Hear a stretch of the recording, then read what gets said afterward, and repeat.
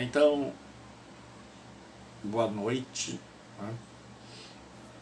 Eu sou o pastor Gilberto Rebouças e nós estamos para mais uma aula do ESTAD, Seminário Teológico à Distância, aquele seminário que você esperava, que você pode fazer sem sair de casa, né?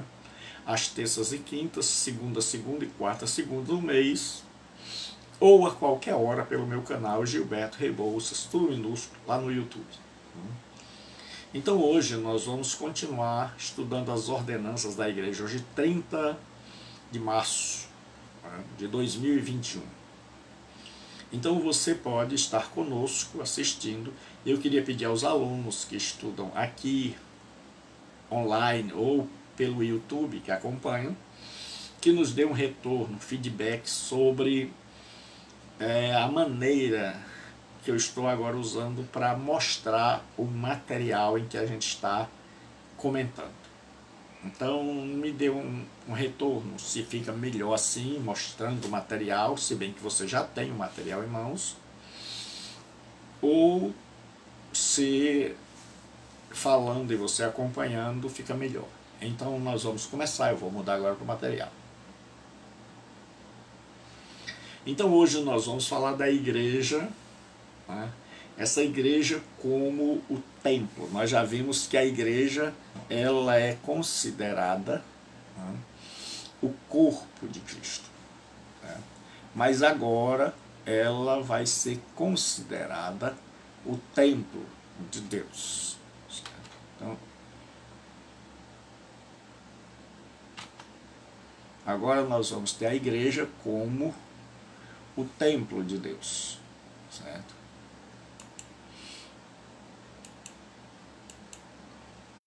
Então, a igreja aqui vai ser o templo de Deus.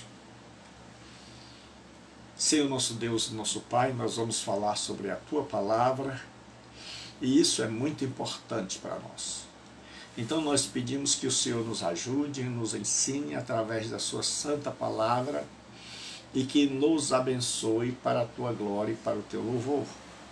Pai, se conosco, em nome de Jesus Cristo, para a Tua glória e para o louvor do Teu santo e maravilhoso nome. Então nós estamos estudando a natureza da igreja.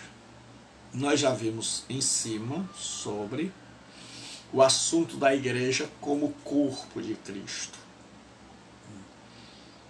E agora nós vamos ver a igreja como templo. Não sabeis vós que sois o templo de Deus e que o Espírito de Deus habita em vós? Se alguém destruir o templo de Deus, Deus o destruirá, porque o templo de Deus, que sois vós, é santo. Então hoje não existe mais um templo, né? O templo é a igreja. Então a igreja é o templo de Deus e a morada do Espírito Santo. Então no Antigo Testamento Deus tinha um templo em Israel, né? Esse templo era o lugar da manifestação da glória de Deus. Mas Jesus predisse que aquele templo cairia. E Deus levanta agora um novo templo. E esse novo templo é a igreja. A igreja, como templo de Deus, ela é santa.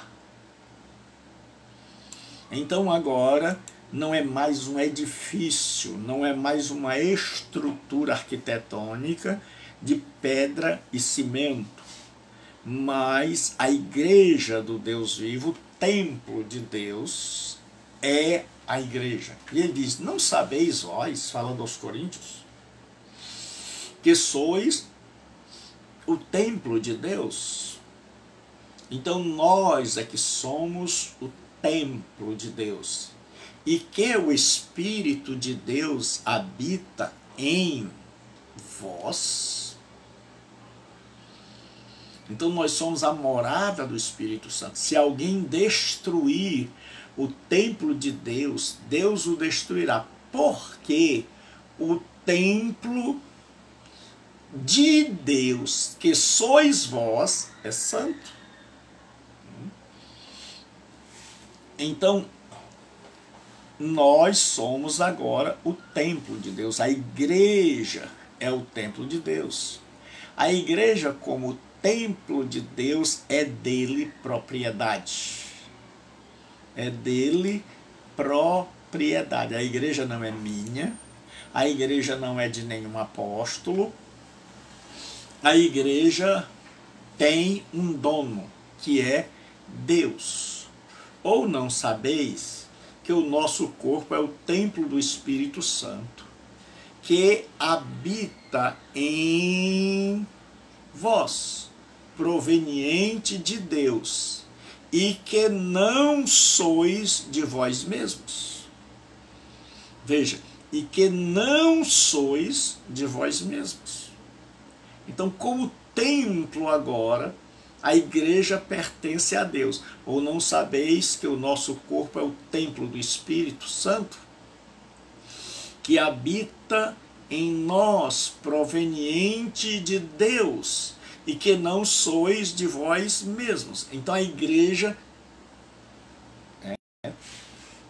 é o templo do Espírito Santo.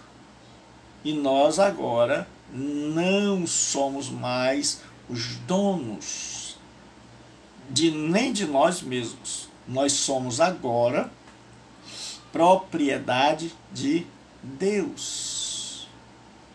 A igreja, como templo, é a união mística entre o fundamento, que é Cristo, e as pedras que juntas compõem o templo de Deus, os cristãos. Então, união mística quer dizer uma união espiritual.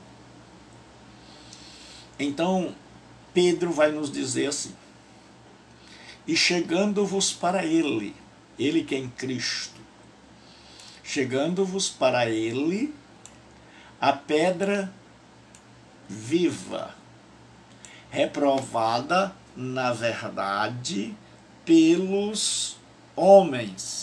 Jesus, como pedra viva, foi reprovada pelos homens. Então, deixa eu explicar essa história de pedra viva para você poder entender. Todo edifício em Israel, ele tinha duas pedras. Uma pedra embaixo, no alicerce, que direcionava todas as coisas, e uma pedra em cima, que servia para sustentar e unir as paredes. E no Antigo Testamento, Deus já tinha predito que a pedra seria rejeitada. Então, como é que ocorria? Havia os cortadores de pedras, e eles cortavam essas pedras e mandavam para os construtores. Os construtores examinavam estas pedras e aí eles decidiam se iriam utilizá-las na sua construção ou não. Caso eles fossem utilizar, então era uma bênção. Caso eles não fossem utilizar, eles jogavam fora e aquela pedra ficava no caminho e ela servia de pedra de tropeço. As pessoas vinham andando e tropeçavam e caíam e se machucavam seriamente. Então, conhecendo essa estrutura, e naquela época as casas eram feitas de pedras, né? Então, como em Israel há muita pedra no solo, então como é que o povo fazia? O povo colocava as pedras umas sobre as outras, e iam levantando as paredes, e aí depois cobriam com galhos, outros cobriam com barro no sol, e aí eles misturavam palha, barro, sal, para que ficasse assim, tipo uma espécie de cimento, e outros deixavam apenas os galhos ali para cobrirem. Mas as casas eram feitas de pedras, uma em cima da outra. E Pedro diz agora, fazendo uma analogia, ele diz que há uma união mística entre Cristo, a pedra viva. Veja que ele não diz apenas pedra, mas ele usa um adjetivo viva. Aí ele assim, reprovada pelos homens, então os homens acharam que Jesus não era o ideal, então Deus mandou, Deus era o cortador da pedra, Deus mandou essa pedra, mas os líderes religiosos não aceitaram. Ele diz, mas para com Deus eleita e preciosa. Então o que os homens rejeitaram era a bênção de Deus. E é sempre assim. Ele diz, mas vós também aqui é uma adição. Ele e vocês, como pedras vivas, ele está dizendo, vocês também são pedras vivas. Cristo é o alicerce nesse novo templo, que é a igreja, e nós somos pedras vivas. Ele assim, sois edificados casa espiritual e sacerdócio santo, para oferecer-lhes sacrifícios espirituais agradáveis a Deus por Jesus Cristo. Certo? Então eu coloquei aqui, Deus abençoe, no material de vocês, certo? Litoizontes, certo? Significa pedras lavradas, ou seja, foram cortadas e adaptadas pelo mestre da obra, Cristo, para encaixarem corretamente. O verbo que descreve a construção desse templo está no tempo presente, o que transmite a ideia de ação contínua. Talvez seja possível inferir daí que os cristãos ainda estão em obras. Né? É o Michael Ducy. Então, como é que Pedro está fazendo? Pedro está fazendo uma metáfora.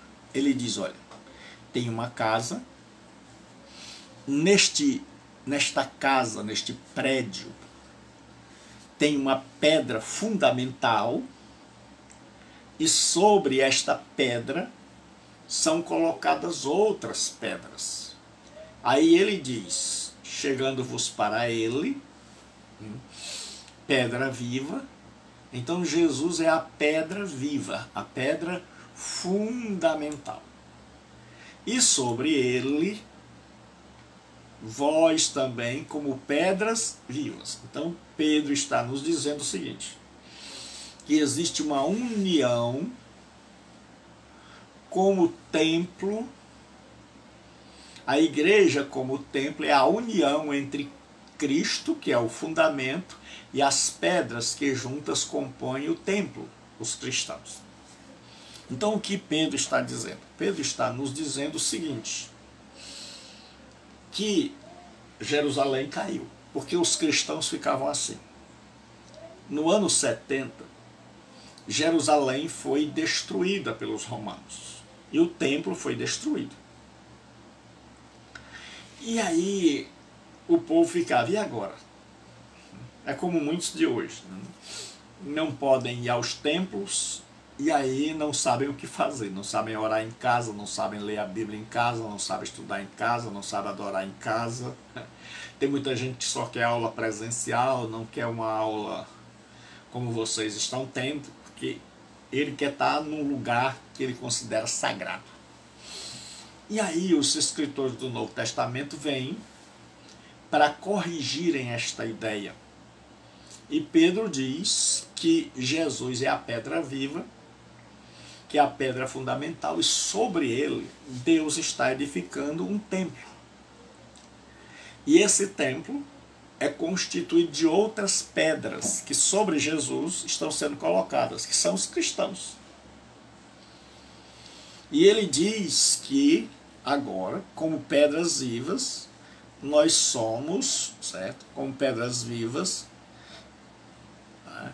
Nós somos edificados, casa espiritual. Então agora não existe mais uma igreja de pedra. Agora existe uma igreja de gente, de pessoas. Cristo é a pedra fundamental e cada cristão é uma pedra neste novo templo. Então o velho templo, o antigo templo de Israel caiu. E Jesus está edificando um novo templo. Mas o novo templo que Jesus está edificando não é mais um templo de pedras mortas. É um templo de homens e mulheres que vivem e que estão sobre ele.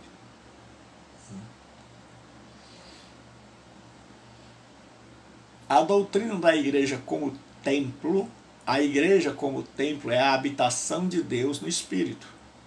Ele diz, edificado sobre o fundamento dos apóstolos e dos profetas, de que Jesus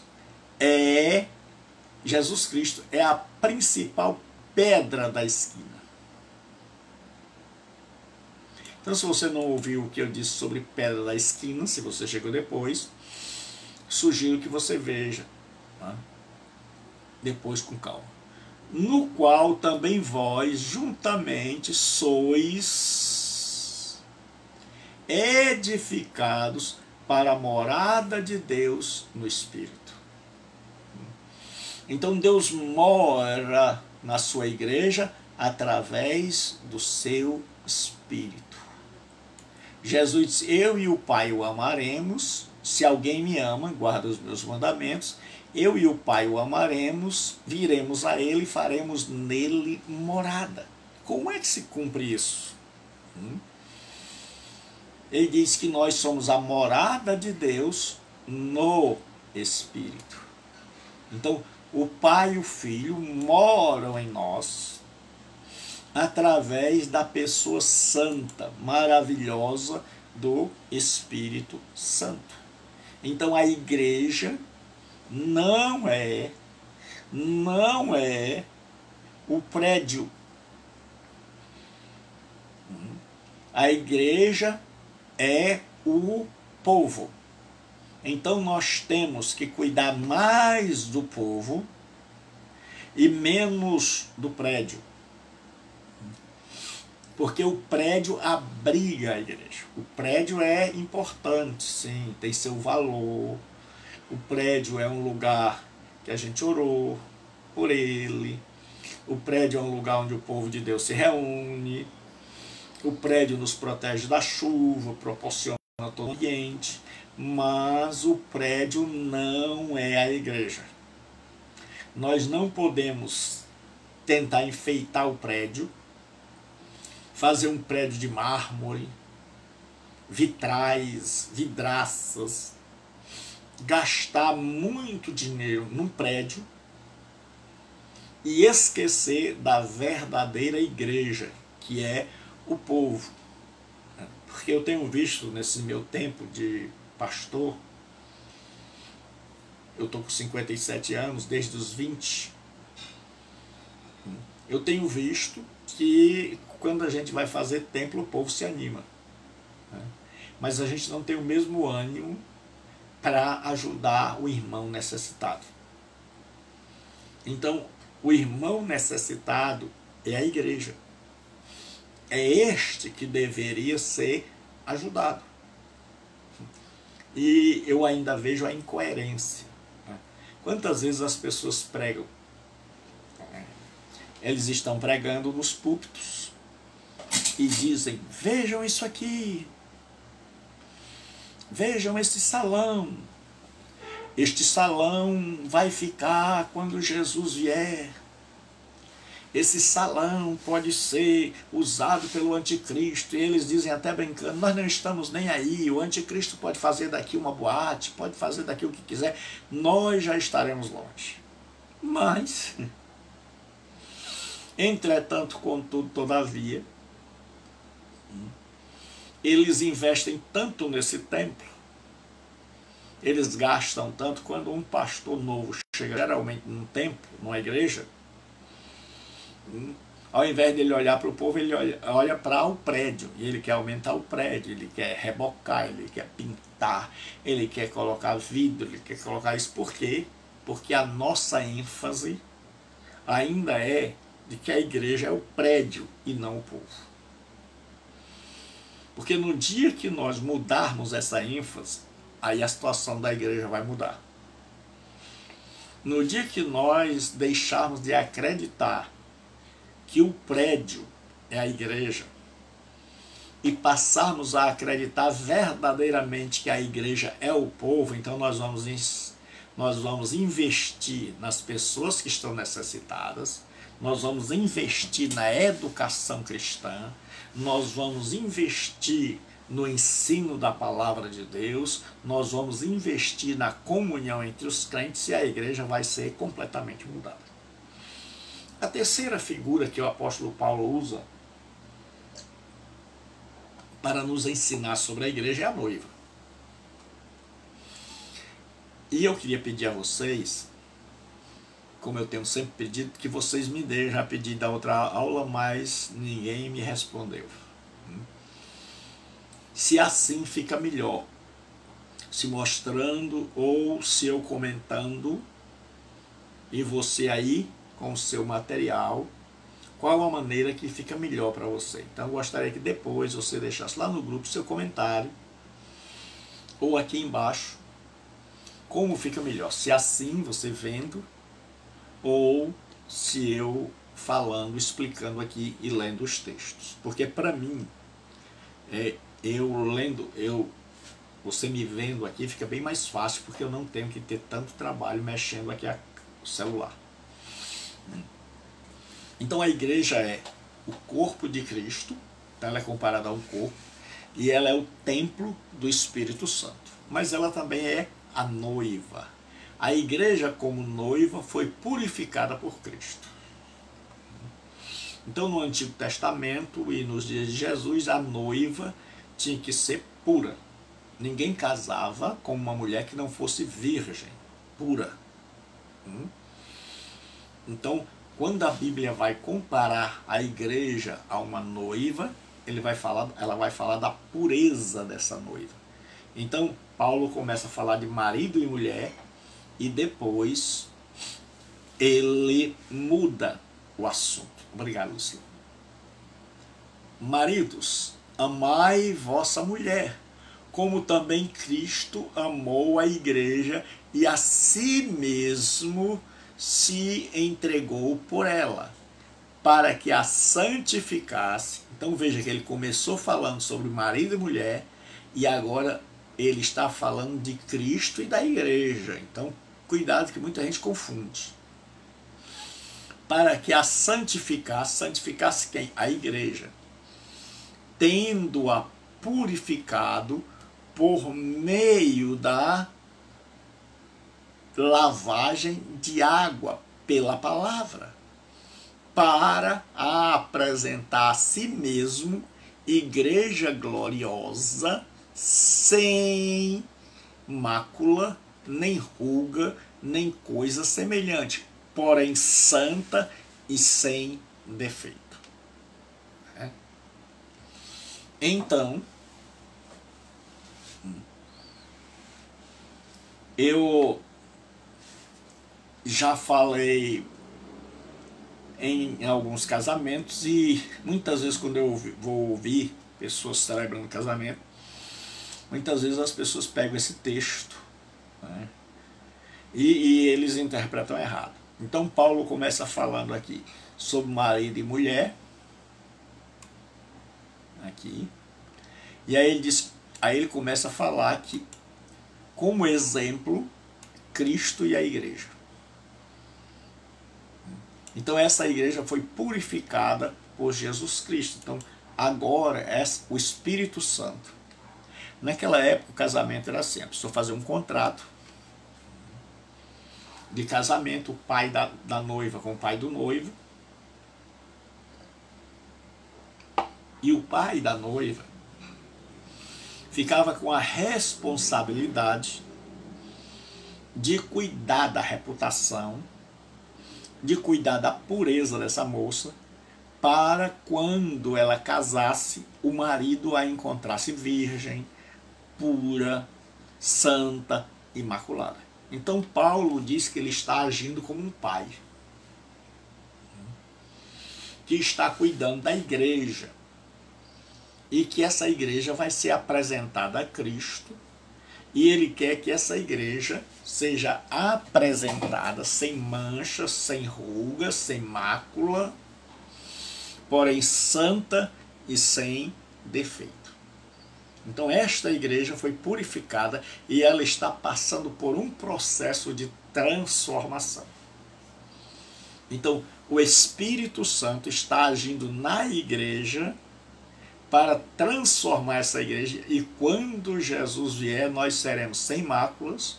Hoje nós temos mácula, todos nós temos defeito, sem ruga, nem coisa alguma semelhante, porém a igreja será santa e sem defeito. Quando Jesus voltar. Então até lá nós estamos em transformação.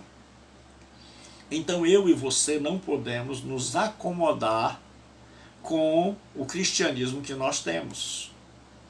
Nenhum cristão verdadeiro, ele se contenta até onde já chegou.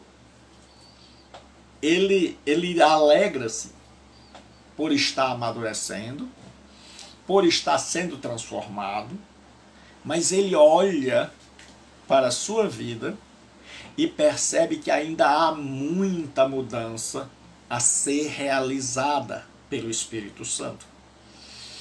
Que o Espírito Santo ainda terá muito trabalho para que quando Jesus vier, este povo, este homem, esta mulher, esta igreja possa ser apresentada a Jesus sem mácula nem ruga. Então até lá eu e você ainda temos um monte de coisa que nos mancha. Eu e você ainda temos muitos, somos imperfeitos.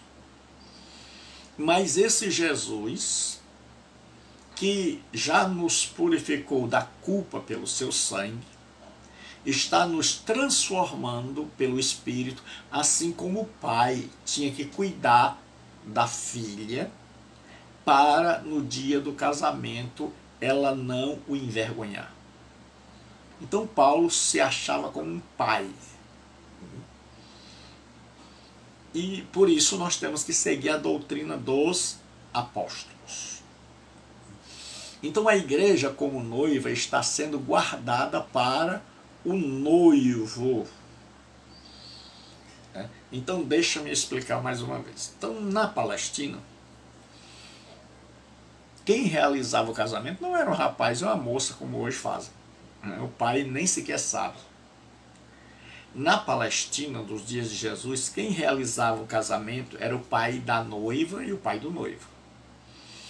Eles sentavam muitas vezes antes dos filhos nascerem, diziam: olha, meu amigo, nós somos como irmãos, então se um dia eu tiver um filho e você uma filha, eles vão se casar.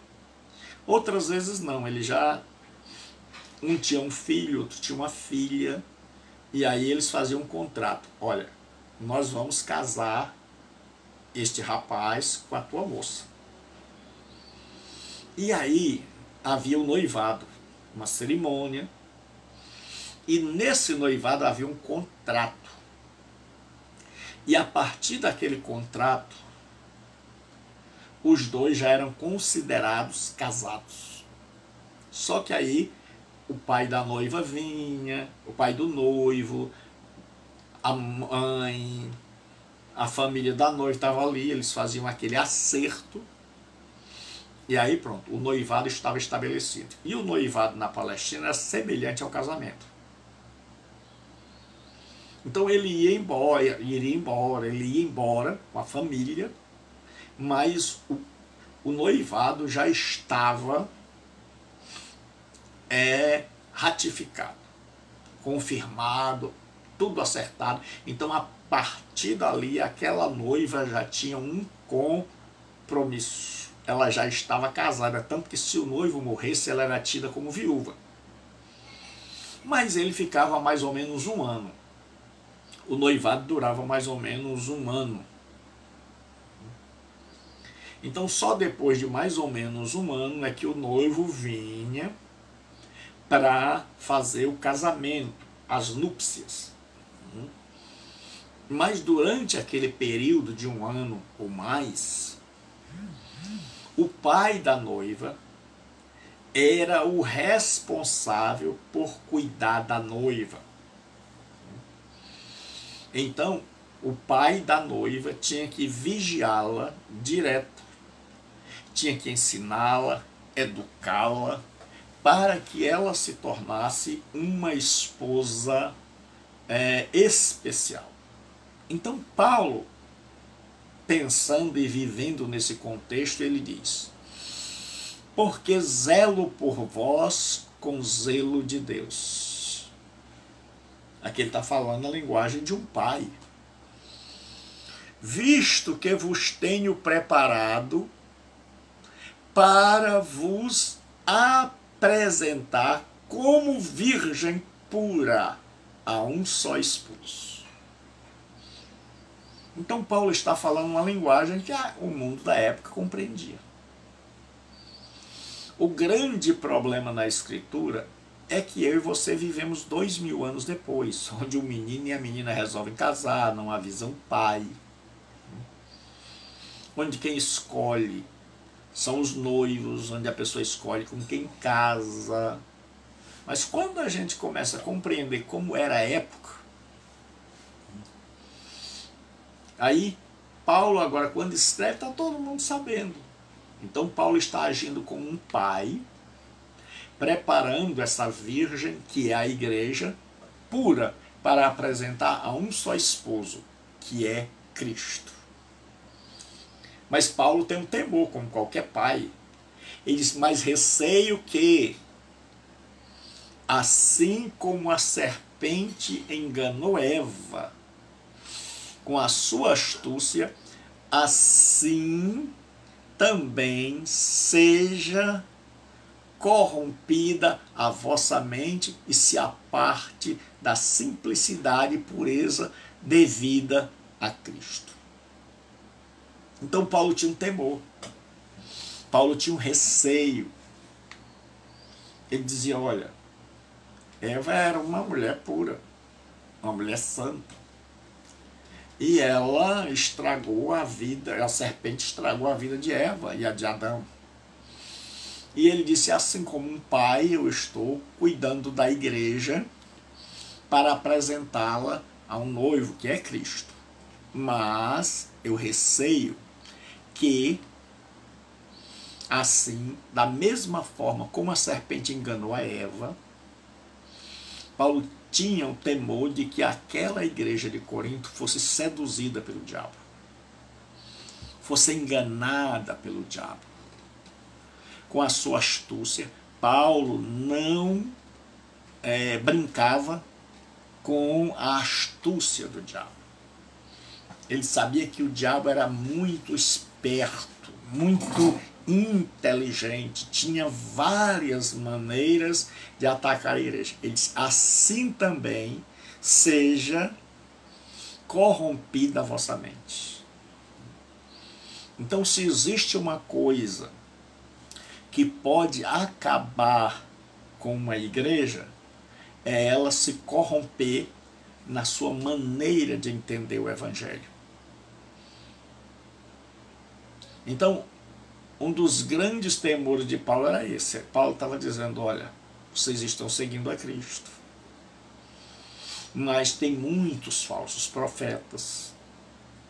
E eu temo, assim como um pai temia que a noiva fosse seduzida por um homem, né, e viesse a pecar, e aí ela não fosse mais, e ele tivesse falhado, Paulo temia que os crentes de Corinto Ele diz, assim também seja corrompida a vossa mente, e se aparte da simplicidade e da pureza devidas a Cristo. Então, nos dias de Paulo, muitos outros evangelhos eram pregados. E Paulo dizia, irmãos, eu temo, há uma preocupação em mim que vocês se apartem da simplicidade e da pureza do evangelho. Hoje nós vivemos dias assim, onde cada dia aparece uma moda nova, uma maneira nova, uma invenção nova, uma doutrina nova. E os verdadeiros pastores, eles devem se preocupar, porque assim um pastor é semelhante a um pai que está guardando uma virgem, a igreja, para apresentá-la ao noivo. E esse pastor não pode ele se corromper. E Paulo diz que corrompida a vossa mente, que alguém ensine outra coisa. Eu tenho lutado a minha vida inteira para que as pessoas sigam o evangelho, para que as pessoas não se desviem do evangelho.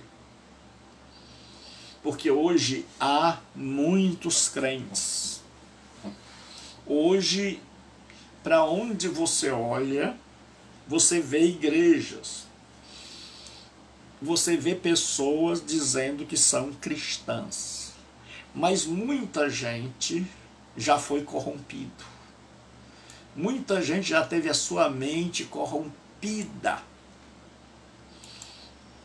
Muita gente já se apartou do evangelho de Jesus Cristo. Muita gente já não segue mais o evangelho de Jesus. Está na igreja, frequenta a igreja, mas o que eles estão ouvindo e pregando e vivendo não é mais o que Jesus ensinou. Por isso é que ao meio-dia nós estamos agora com os ensinos de Jesus. Então, quando você viu as parábolas e o Sermão do Monte, você percebeu que quantas vezes nós estamos distantes do ensinamento do nosso amado Senhor Jesus Cristo. Então vamos continuar. Então eu coloquei aqui para informar você. O casamento entre os judeus no tempo de Paulo compunha-se de duas cerimônias separadas, que era o noivado e a cerimônia nupcial, que eu já expliquei para você, e você vai ler no seu material aí para ampliar seu conhecimento. Então a igreja como noiva torna-se-á a esposa. Então hoje a igreja é a noiva. Quando Cristo voltar, essa noiva será a esposa. Então diz assim, alegremo-nos, exultemos e demos-lhes glória a Ele, porque chegou o momento das bodas. Bodas eram as núpcias. Era o dia do casamento, as bodas do Cordeiro. No capítulo 19, João vê Jesus vindo do céu. E diz que no manto e na coxa tem Rei dos Reis e Senhor dos Senhores. Então, quando ele vier, João diz assim, alegremos-nos e exultemos e demos glória a Ele. Por quê? Aí ele diz assim, a conjunção explicativa, porque chegou o momento das bodas do Cordeiro. Então, até lá, o Espírito Santo está transformando a minha vida e a sua. E eu e você, como igreja de Deus, devemos dizer, Senhor, transforma a minha vida. Senhor, eu quero que esse momento aqui eu possa me alegrar e eu possa te dar glória, sabendo que como igreja nós estamos preparados para o casamento. para a vinda do Senhor Jesus. Certo? Então, a igreja atualmente, o corpo de Cristo, em processo de formação, ou seja, a igreja está sendo transformada. Nenhum de nós ainda está perfeito. Todos nós temos os nossos pontos fracos, os nossos defeitos. Quando ela estiver completa, ser-lhe-á apresentada como esposa. Por enquanto, somente o pedido de noivado foi efetuado. Aquele cumprimento futuro, a celebração da ceia das bodas do Cordeiro. Então nós estamos aguardando que Jesus venha. E eu ouvi uma história interessantíssima. Uma moça era de uma família cristã e ela ouvia sempre falar da vinda de Jesus. Tenha cuidado com o que você ouve. Ouve aí boatos, né, profecias que alarmaram as pessoas. Deixa eu dizer uma coisa para vocês. O Evangelho de Jesus Cristo não é alarmista. Deixa eu dizer uma coisa para você. O Evangelho de Jesus Cristo não é alarmista. Ou seja, o objetivo do Espírito Santo é de nos consolar. O objetivo do Espírito Santo, ele é o Paráclitos, ele é o Consolador. O Espírito Santo não toca terror. Então eu ouvi muitas pessoas me perguntaram, minha própria esposa, a questão de uma profecia que houve, que hoje seria o dia da morte, e que o cavalo amarelo lá do Apocalipse iria passar. Então muita gente ficou perturbada, muita gente ficou neurotizada, porque eu vou dizer, religião, preste atenção, religião sem doutrina, religião onde você não é orientado, é fábrica de loucos. Religião onde não há instrução, tudo começa na teologia, que é a doutrina. Teologia é só um nome bonito.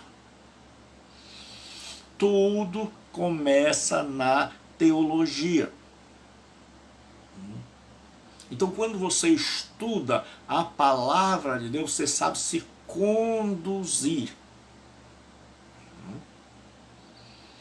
Então, muita gente me perguntou sobre essa história, se hoje seria realmente o dia da mortandade. Eu disse não. Todos os dias tem gente morrendo. Principalmente numa época dessas, onde nós estamos vivendo, infelizmente, num estado de pandemia. E vai passar hoje, se eu não me engano, ou foi ontem, mas eu acho que é hoje, uma pessoa, e eu sugiro que quem puder assista, quem tiver coragem, não é? De repórteres que conseguiram entrar no hospital com câmeras, eles tiveram muita coragem, entraram no hospital com câmeras para mostrar o terror, para mostrar como está a situação com a Covid-19, porque as pessoas ainda estão brincando, fazendo festas, andando sem máscara, não respeitando o lockdown, e por isso a contaminação está correndo a mil. Até muitas igrejas estão servindo de fonte de contaminação. Eu conheço muita gente que diz que na igreja deles o povo já deixou de ir porque quase todo mundo tinha pego a Covid-19. Então, quando você não tem instrução, quando você não é instruído, então a fé se torna loucura. A pessoa começa a ver demônio em tudo que é lugar. Qualquer dor de cabeça, qualquer mal-estar que a pessoa sente, ela já acha que foi uma seta do diabo. Então, ela começa a ter medo daqueles que alardeiam e propagam, vai passar um cavalo amarelo, então as pessoas entram em pânico, então até o presidente entra e vai pedir para o povo orar. E eu já vi muito isso na minha vida. Na passagem para o século XXI, houve um que profetizou que haveria o bang do milênio, né? Que na virada do milênio o mundo iria se acabar. E eu disse que não vai. E eu fiz uma pregação mostrando que aquilo ali é síndrome de final de milênio. Então tenha cuidado com o que você ouve, para que a sua mente não seja corrompida. Então nós vamos estudar sobre as ordenanças, certo? Da igreja. Jesus deixou 2 ordenanças: o batismo em águas e a Santa Ceia, certo? Então Jesus deixou 2 ordenanças: o batismo em águas e a Santa Ceia. E nós vamos começar pela primeira ordenança, que é o batismo em águas, certo? O batismo em águas. Então, o que é batismo em água? Etimologia, é de onde vem a palavra batismo, certo? Então, a palavra batismo vem do verbo baptizo, que significa, certo? Tá aqui, mergulhar, imergir. Eu vou aumentar aqui o tamanho.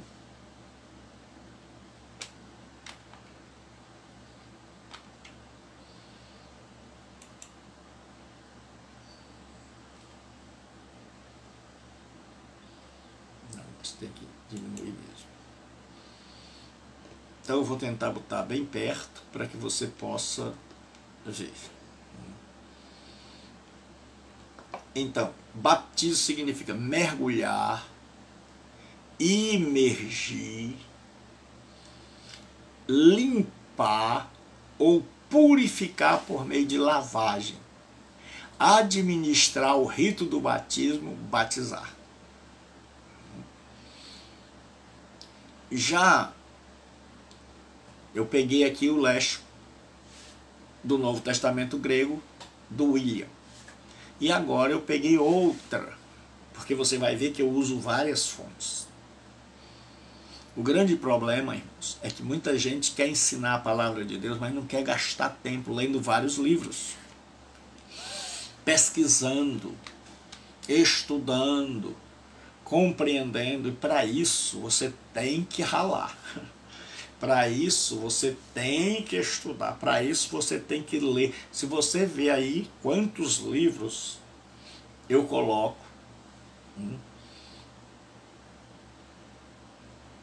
esta parte não tem, eu já mandei, viu? Mas eu mando de novo, meu irmão. Não se preocupe, eu mando quantas vezes você precisar. Não se preocupe que assim que terminar, eu mando de novo. Pessoal, é porque eu estou precisando do seguinte: que vocês que estão participando das aulas, eu vou fazer um pedido aqui novamente, que o pessoal parece que não me escuta. Eu vou fazer um pedido. Muita gente se matriculou, mas não está mais frequentando, não está mais assistindo nem aqui, nem lá no YouTube. Então muita gente não está, por uma série de problemas, muita gente deixou Então, eu não sei quantos estão ainda frequentando o curso. Então, eu preciso que você que está frequentando, assistindo às aulas e que continua no curso e que está me ouvindo agora ou vai me ouvir pelo YouTube, que você vá lá no grupo e coloque o seu nome completo.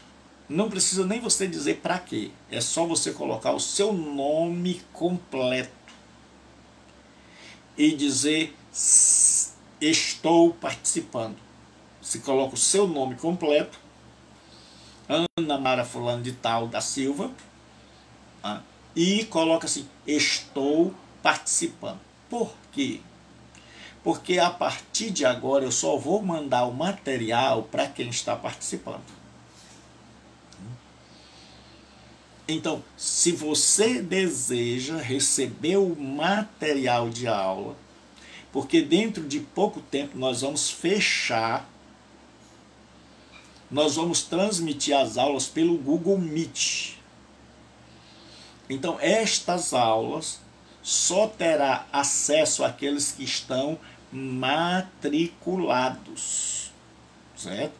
Então, por enquanto, a aula está sendo aberta.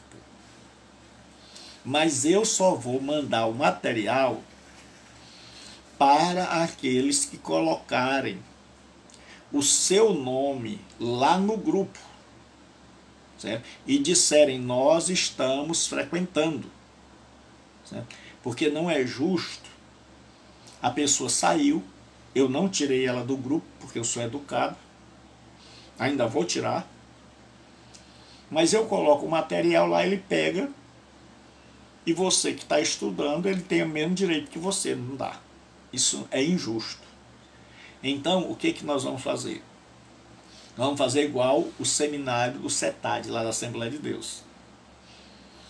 Tinha um monte de gente que não estava frequentando e estava pegando o material. E agora nós estamos mandando o material somente para aqueles que estão assistindo às aulas, certo? Então, se você quer receber o material, eu envio quantas vezes quiser. Principalmente o Lucilane, que é benção, frequente. Então, botem o nome de vocês. Se você está me escutando pelo YouTube, você está me escutando por aqui, online, coloque seu nome completo e diga assim: estou participando do curso. Então, vamos continuar. Então, o batismo nas águas, certo? O verbo baptizo significa imerjo, mergulho, purifico por mergulhar, lavo, limpo com água.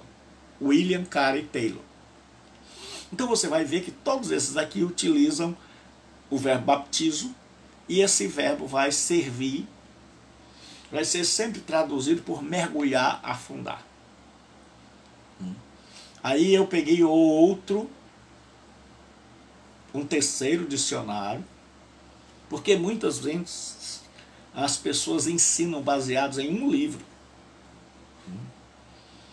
em um único livro. E quando você vai pesquisar, você deve pesquisar em vários livros, porque um só o autor pode estar errado.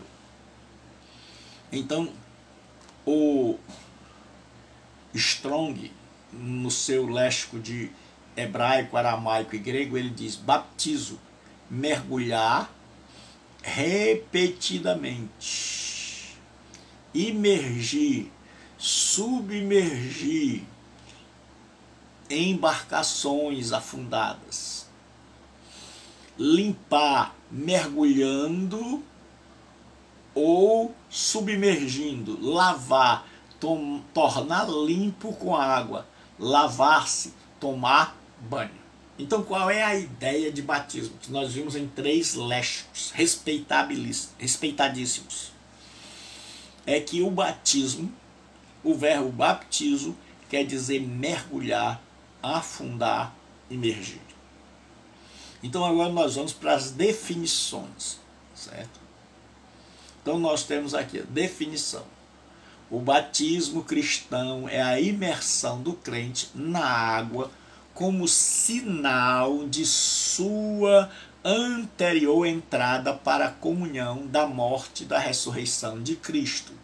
Ou, em outras palavras, em sinal de sua regeneração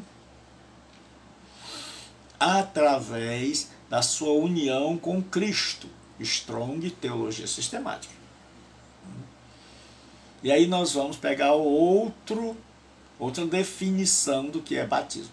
Batismo simplesmente apresenta, através de símbolo visível, a morte, o sepultamento e a ressurreição de Cristo, como também a nossa morte para a antiga vida de pecado, nosso sepultamento na semelhança da sua morte e nossa ressurreição para andarmos com ele em novidade de vida.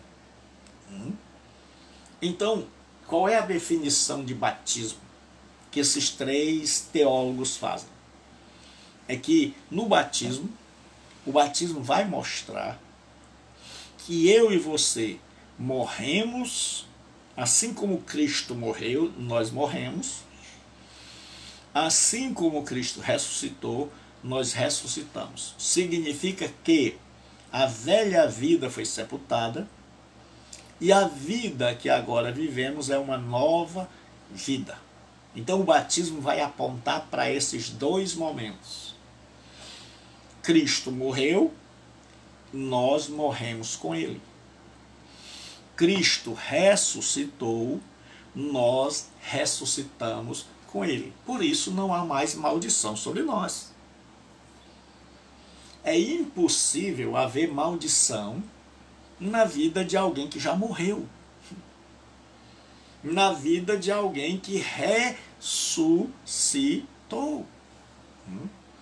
Então, mesmo que a gente admitisse que na nossa vida tinha maldição, tinha, até o dia em que nós morremos com Cristo. E toda a maldição, tudo que era ruim, desapareceu quando nós morremos com Cristo. Então, quando Cristo morreu, ele não estava morrendo só. Nós que cremos estávamos com ele. Morremos com ele. Assim como nós estávamos em Adão quando ele pecou, nós estávamos com Cristo na cruz quando ele morreu. Então, quando ele morreu, eu morri. Quando ele morreu, você morreu. O seu velho homem, a velha mulher, a velha vida, com tudo, morreu. Morreu. Morreu. Então não há mais maldição. Não há mais nada da velha vida. Não há problemas com o nome. Não há mais nada da velha vida que nos atinja. Por quê? Porque no batismo, o batismo vai mostrar que eu morri com Cristo, que o meu velho homem, que o teu velho homem, a tua velha vida, morreu e foi sepultada. Já não existe mais.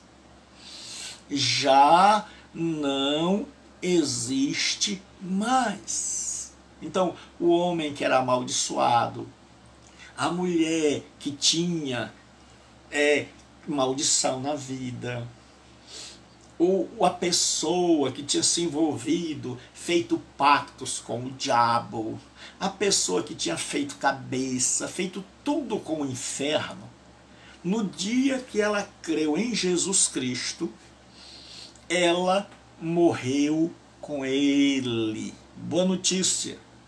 Ela morreu com ele e ressuscitou.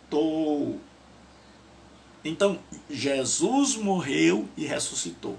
E todos os que são batizados estão mostrando que morreram com ele e que ressuscitaram com ele. Então aquela pessoa antiga que fez pacto com o diabo, aquela pessoa que fez cabeça, aquela pessoa que estava debaixo de maldição, já não existe mais. Já não existe mais. Já não existe mais. E quanta gente está sofrendo porque não sabe disso. Quanta gente está dentro das igrejas incentivada a participar de cultos de libertação, de coisas que aconteceu no útero da mãe dela, de palavras que a mãe dela disse, de maldições hereditárias, de um monte de coisa que solucionaria se ela soubesse: eu morri. Eu morri. Eu morri com Cristo. Paulo entendeu isso e disse: eu não vivo mais, mas Cristo vive em mim. Meus irmãos, vocês têm ideia de quanta gente está sofrendo dentro de igrejas por causa de ensinos assim, onde a pessoa tem que ir para fazer regressão, onde a pessoa tem que ir para fazer libertação, onde a pessoa tem que ir para quebrar maldições, porque ela não descobriu que ela já morreu. E ela ressuscitou. E Paulo diz assim: se alguém está em Cristo, nova criatura é. E a palavra lá no grego é nova criação. As coisas velhas se passaram, tudo já teve fim. Maldição, má palavra, o que a mãe disse, o que a mãe deixou de fazer, os pactos que ela fez, morreram. Ela morreu. Até eu não sou mais o mesmo Gilberto.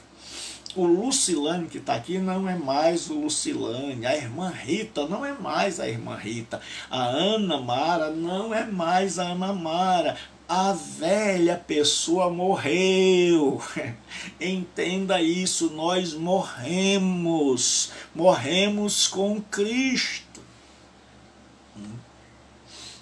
E o batismo vai apontar para isso.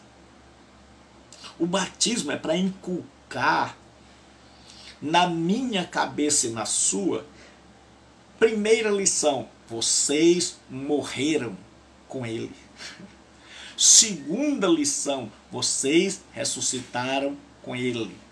Ou seja, vocês são nova criatura, novas criaturas. E em novas criaturas não existe nada da velha. Se as igrejas soubessem disso, esses cultos de quebra de maldição já teriam acabado.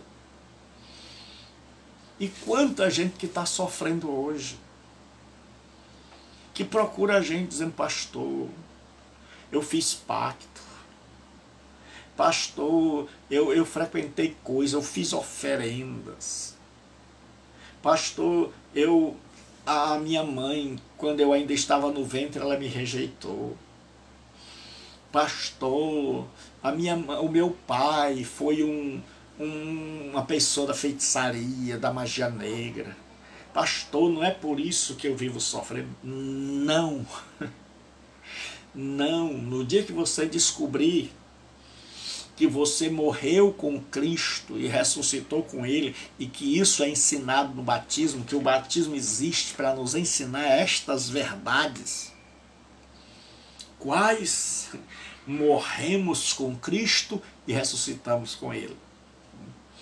Então, o batismo significa, portanto, o início da nova vida cristã, quando o crente se identifica publicamente com Jesus e entra em união com Ele.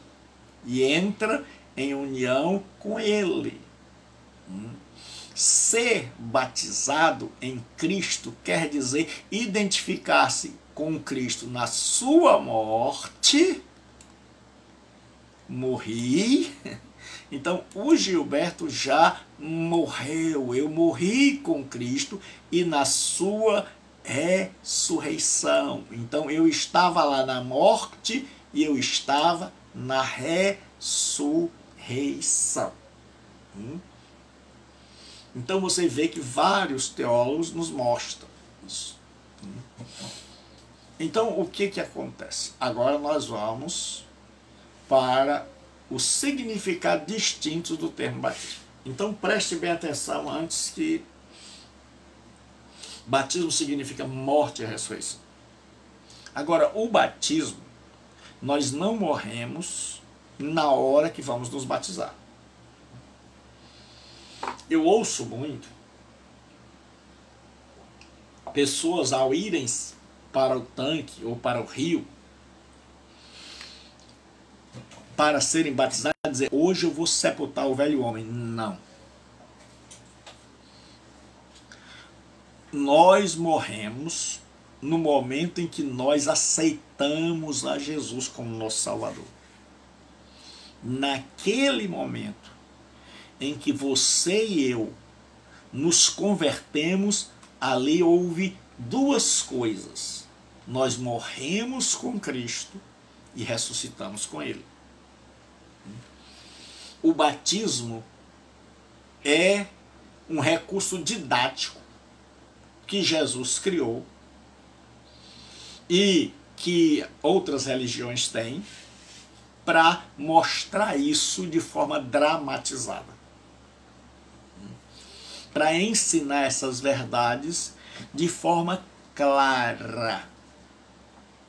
Então, por exemplo, você ouve uma coisa e você não entendeu muito. Então a pessoa diz, então espera aí que nós vamos encenar isso aqui. Nós vamos fazer aqui um teatro.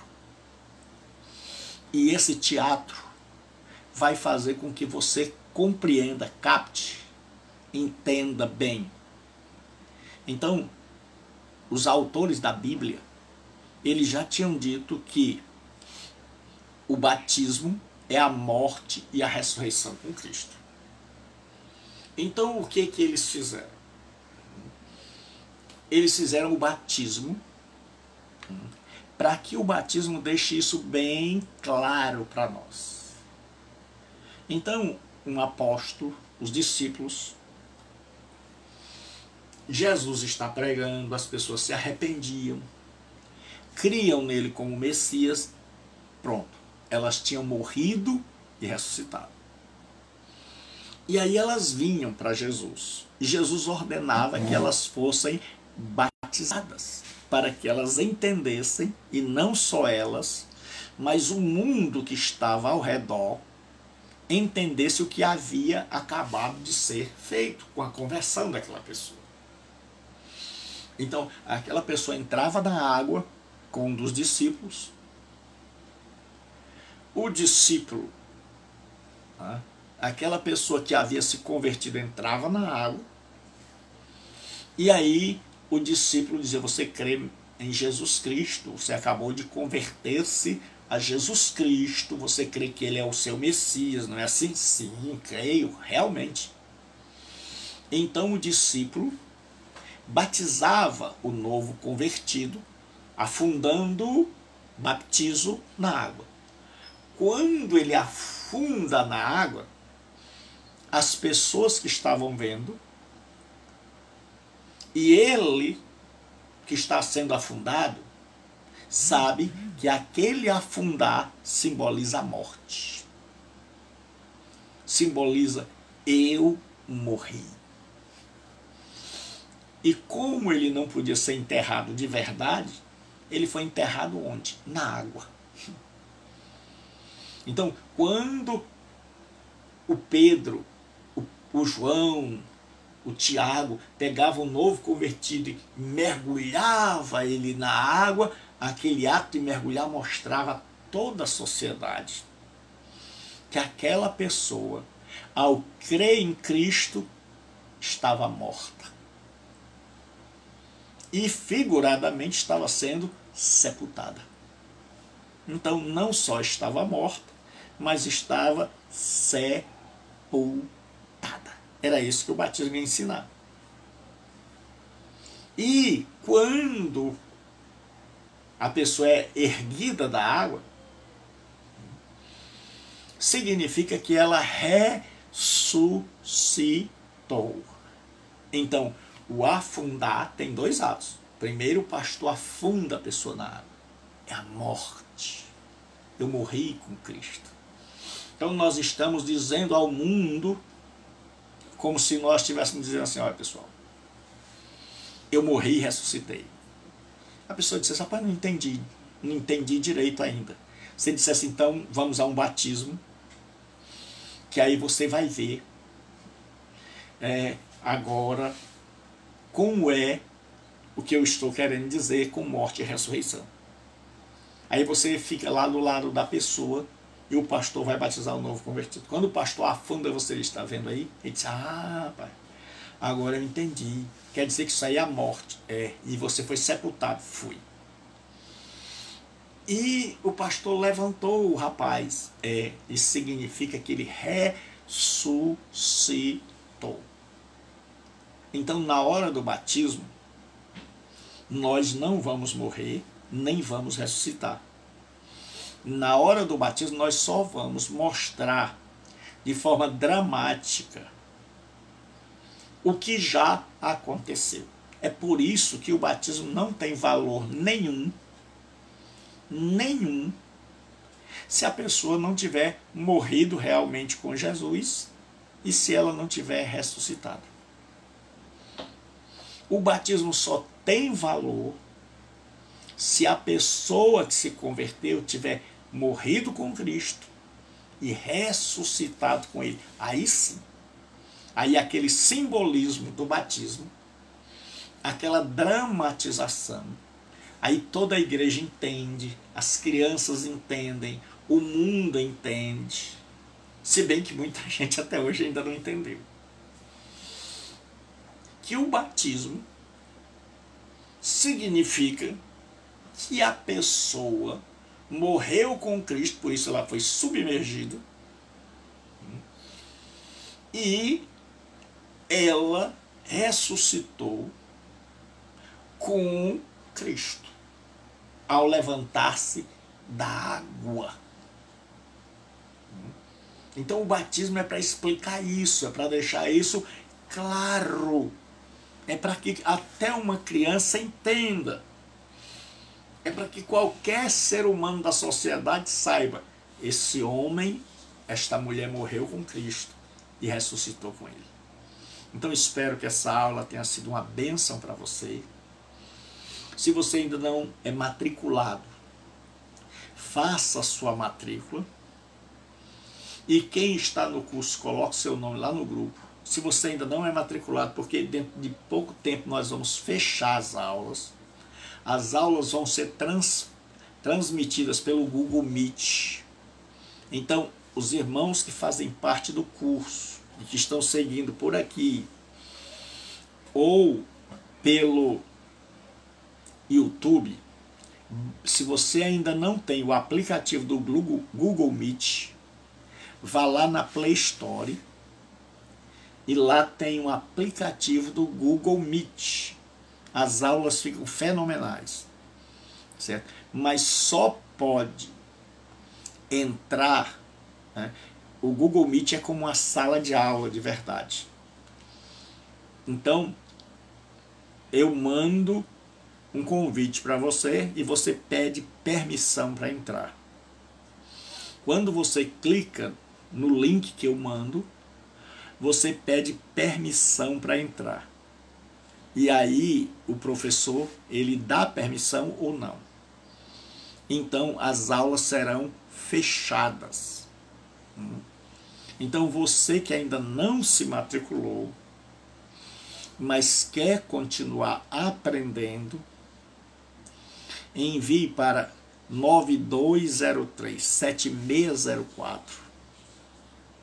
Faça a sua matrícula para que você possa estudar a palavra de Deus. E você que já está estudando, corre lá no grupo e coloca seu nome e diz: eu estou no curso. Você que ainda não é matriculado, faça a sua matrícula. Eu garanto que você não vai se arrepender. Eu garanto que você não vai se arrepender de fazer este curso de teologia avançada. Deus abençoe. Espero a sua matrícula. Chame sua família, chame seus amigos. Mostre a eles, porque Jesus diz: conhecereis a verdade, e a verdade vos libertará. Muita gente vai ser liberta de tantas coisas, porque quantas vezes você entra numa igreja e começa a ficar com medo de demônio, com medo de feitiçaria, com medo de mal olhado, com medo de maldição hereditária, com medo de pactos, e aí você fica uma pessoa nervosa, doente, assustada, morrendo de medo. E muito obrigado, meu irmão. Muita gente vive escravizada e sofrida, e o diabo vive atormentando pessoas na mente, porque estas pessoas não se importaram em aprender a palavra de Deus. Em aprender a palavra de Deus. Por exemplo, havia essa profecia para hoje, de que haveria uma grande mortandade, que passaria o cavalo amarelo. E o povo não percebeu que isso é um texto do Apocalipse.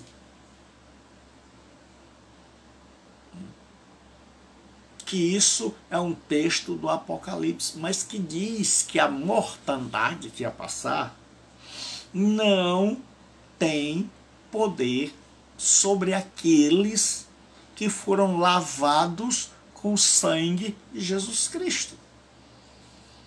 Que assim como as pragas e a praga da morte não atingiu o povo de Israel lá no Egito, porque eles passaram nas portas e na verga da porta o sangue do cordeiro. Então o mal não chegou ali porque eles estavam debaixo do sangue. Então, meus irmãos, nenhuma praga chegará sobre nós, porque nós estamos debaixo do sangue. Então não adianta ninguém andar com alarme, mandando mensagem para o seu celular, pela internet, tocando terror. Você tem que aprender a confiar nas Escrituras. Então, se Deus fosse mandar uma praga para ceifar milhões de vidas, mesmo que Deus fosse mandar uma praga e ele dissesse: olha, fulano, avise ao mundo que eu vou mandar uma praga, e essa praga vai ceifar milhões de vidas, esta praga jamais cairia sobre um cristão. Por quê? Porque eu e você estamos não debaixo do sangue de um cordeiro pascal, mas nós estamos debaixo do sangue de Jesus Cristo, e nenhuma praga cairá sobre nós. Então você pode dormir tranquilo, porque nós estamos guardados debaixo do sangue de Jesus. Não permita que ninguém roube a sua paz. Não creia em coisas de alarmistas. Agora, seja alguém, porque esse pessoal, ao invés de estar alarmando, era para dizer: olha pessoal, tenha cuidado. Nós vivemos um momento delicado. Há um vírus que se espalha rapidamente. A gente tem que tomar os nossos cuidados. Então, vamos usar máscara, vamos evitar sair de casa, vamos lavar bem as mãos, vamos ter cuidado conosco e com a nossa família. e vamos confiar em Deus que Ele nos dará o sustento, que Ele não deixará que a gente passe fome. Agora, enquanto você está em casa, para não ficar surtando, arranje coisa para fazer. Estude, pregue. Pois eu vou dizer para vocês, eu não tenho tempo. Eu estou pregando aqui, agora vou jantar, depois vou trabalhar de novo aqui e não sinto falta de sair de casa. Por quê? Porque estou ensinando a vocês, estou fazendo o que Deus me chamou para fazer e estou protegendo a mim e minha família. Então vamos tomar cuidado, porque cuidado é coisa de gente sensata. O verdadeiro cristão não é alguém que jogou o juízo fora. É alguém que tem bom senso, que percebe, rapaz, tem muita gente morrendo. Os hospitais estão hiperlotados, então eu sugiro que, se você tiver estômago, vai haver hoje, se eu não me engano, é na Profissão Repórter, uma amostra de como está. Então a situação está terrível. Se a saúde já era um caos, você imagine agora. Então eu tenho um amigo que trabalha no hospital, que ele diz: Gilberto, são milhares de pessoas, uma do lado da outra, sem a gente ter nem por onde passar. E você passa para fazer uma coisa, quando volta, muitos daqueles já morreram. Então eu e você temos que tomar cuidado. Mas no sentido de praga divina não pega em cristão. Praga divina não pega em quem está debaixo do sangue. Então, Deus abençoe, fique com Deus. E todo meio-dia agora, nós estamos ensinando os ensinos de Jesus. Nós estamos pegando aqueles textos onde Jesus nos dá um ensinamento, uma direção para a nossa vida, e a gente está interpretando e ensinando. Então, de segunda a sexta, e no dia que eu não posso, eu deixo, então você jamais vai perder, eu deixo uma mensagem já gravada. Então, de segunda a sexta, e chame outras pessoas para fazerem esse seminário. E lembre-se, baixe o aplicativo do Google Meet. Meet é 2 E, M-E-E-T. Você vai lá na Play Store e baixe, porque é um aplicativo maravilhoso, que você tem essa aula aqui, e você está me vendo, eu estou te vendo, e você pode fazer perguntas e eu responder. Então, Deus abençoe, fique com Deus e faça sua matrícula.